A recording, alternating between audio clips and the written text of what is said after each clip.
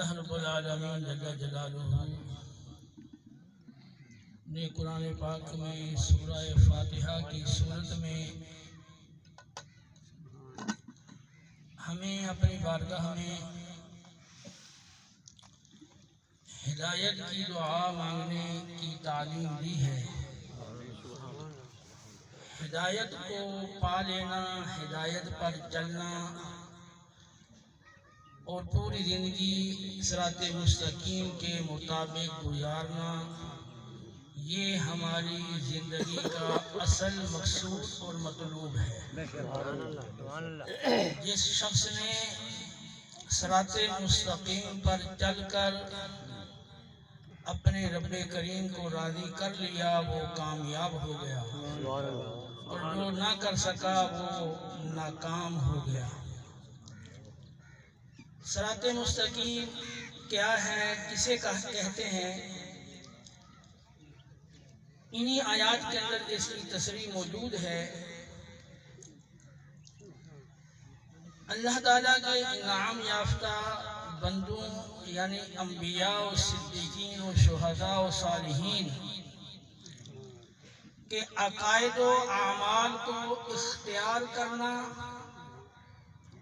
اور اللہ کے غضب یافتہ اور گمراہ یعنی یہود و نصارہ، مشرکین و منافقین کے عقائد و اعمال سے بچنا، یہ صراط مستقیم ہے۔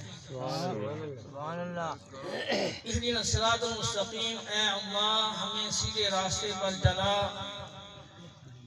صراط الذین انعمت علیہم، ان لوگوں کے راستے پر چلا جن پر تو نے انعام کیا، یعنی انبیاء و صدیقین، شہداء و صالحین، اور جن پر تیرا غضب ہوا اور جو سیدھے راہ سے بھٹک گئے ان کے راستے سے بچا، یعنی یہود و نصارہ و مشرکین و منافقین اور ان کے پیروکار۔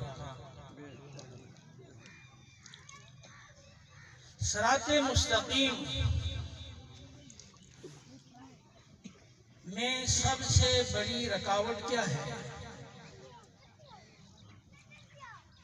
نبی کریم علیہ السلام سے محبت کے دعوے دار اور کلمہ گو مسلمان تو بڑی تعداد میں موجود ہیں، لیکن صراط مستقیم پر کتنے لوگ ہیں؟ پہلے میں یہ بتا دوں کہ صراط مستقیم کو پانے کے ذرائع کون سے ہیں؟ کہ پیچھے بچوں کو منع کریں گے، شور بھی جا رہے ہیں۔ سبحان اللہ۔ صراط مستقیم پانے کے ذرائع کیا ہیں؟ اللہ رب العالمین کا قرآن میں ارشاد ہے، ان ھذا القرآن یہدی للتی ہی اقوم، بے شک یہ قرآن پاک اس راہ پر چلاتا ہے جو سب سے سیدھی راہ ہے۔ اِنَّكَ لَتَدْعُوهُمْ إِلَىٰ صِرَاطٍ مُسْتَقِيمٍ، اے رسول مکرم صلی اللہ علیہ وسلم، بے شک آپ لوگوں کو صراط مستقیم کی ہدایت دیتے ہیں۔ سبحان اللہ۔ اِنَّكَ لَتَهْدِي إِلَىٰ صِرَاطٍ مُسْتَقِيمٍ، بے شک آپ صراط مستقیم کی ہدایت دیتے ہیں۔ اور موطا امام مالک کی صحیح روایت ہے، آپ صلی اللہ علیہ وسلم نے فرمایا، میں تمہارے مابین دو بڑی عظیم چیزیں چھوڑ کر جانے والا ہوں، جب تک ان کو مضبوطی سے تھامے رکھو گے، ان پر عمل پیرا رہو گے تو تم گمراہ نہیں ہوگے۔ ان میں پہلی چیز اللہ کی کتاب یعنی قرآن پاک، اور دوسری چیز اللہ کے رسول کی سنت۔ معلوم ہوا کہ صراط مستقیم سیدھے راستے کو پانے کے دو مین ذرائع ہیں۔ ایسا نہ کریں، یہ جو میں سنا رہا ہوں یہ زیادہ اہم ہے۔ سبحان اللہ۔ فَإِذَا قُرِئَ الْقُرْآنُ فَاسْتَمِعُوا لَهُ وَأَنصِتُوا، جب قرآن پڑھا جائے تو کیا حکم ہے؟ یہ میرا حکم نہیں ہے۔ تو جب قرآن پڑھا جائے تو پھر خاموش رہو اور پوری توجہ سے سنو تاکہ تم پر رحم کیا جائے۔ لا تحرک بہ لسانک لتعجل بہ، اے رسول مکرم جب جبریل آپ کے سامنے آ کر قرآن پاک پڑھتے ہیں وحی لاتے ہیں تو آپ ان کے پڑھنے کے دوران اپنی زبان کو قرآن کے ساتھ حرکت نہ دیں۔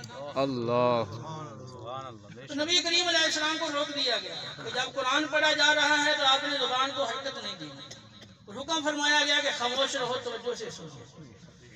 تو اب اللہ کا حکم ہے اور قرآن سے مقصود ہدایت حاصل کرنا ہے۔ جب آپ توجہ سے سنوں گے نہیں اور آپ کے نزدیک آپ کی باتیں، آپ کے موبائل، آپ کی دیگر چیزیں زیادہ قرآن سے اہم ہیں، ہدایت سے زیادہ اہم ہیں، تو پھر کبھی بھی ہدایت نہیں مل سکتی۔ یہ المیہ ہے کہ ہماری جو محافل ہیں ان میں اولاً تو اصل مقصود پہ بات ہی نہیں ہوتی نا، کہ ہدایت کی طرف بلایا جائے، لوگوں کو سمجھایا جائے، احساس دلایا جائے۔ سب سے زیادہ کرپشن اور بددیانتی یہ ہماری مسلمان قوم کے اندر ہے۔ تو نبی کی غلامی کے دعوے اور بڑے نعرے اور بددیانتی اور خیانت اور بے حیائی اور بے پردگی، ناپتول میں کمی، جھوٹ، دھوکے، فراڈ، یہ سب لوگ کر رہے ہیں۔ تو نبی کے غلام ایسے نہیں ہوتے۔ نبی کے غلام کیسے ہوتے ہیں یہ قرآن سے پوچھ لیں۔ والذین معه اشداء علی الکفار رحماء بینہم تراہم رکعا سجدا یبتغون فضلا من اللہ ورضوانا سیماہم فی وجوہہم من آثار السجود۔ سبحان اللہ۔ تو نبی کریم علیہ السلام کی معیت اور صحبت اختیار کرنے والے آپ کے سچے غلام کافروں پہ بڑے سخت ہیں اور آپس میں بڑے مہربان ہیں۔ ہمارے مسلمان تو آپس میں ہی سخت ہیں، کافروں پر تو سخت کوئی نہیں ہے۔ وہ تو کشمیر اور فلسطین کی حالت آپ دیکھ ہی رہے ہیں کہ مسلمان کتنے کافروں پہ سخت ہیں، سارے چپ بیٹھے ہیں، چپ سادھلی ہے، جبکہ مسلمان ایک جسم کی طرح ہیں۔ تو مسلمان جب ایک جسم کی طرح ہیں کہ جسم کے ایک حصے کو تکلیف ہو تو دوسرے حصے کو تکلیف نہیں ہوتی، اس کا مطلب وہ سچے مسلمان ہیں ہی نہیں نا۔ اگر سچے مسلمان ہوتے تو اگر کشمیر والوں کو تکلیف ہو رہی ہے تو یہاں ناچ گانے کیوں چلتے؟ تو فرمایا کہ وہ لوگ جو نبی کریم علیہ السلام کی معیت اور صحبت اختیار کرنے والے ہیں کافروں پہ بڑے سخت ہیں اور مومنوں پہ بڑے مہربان ہیں۔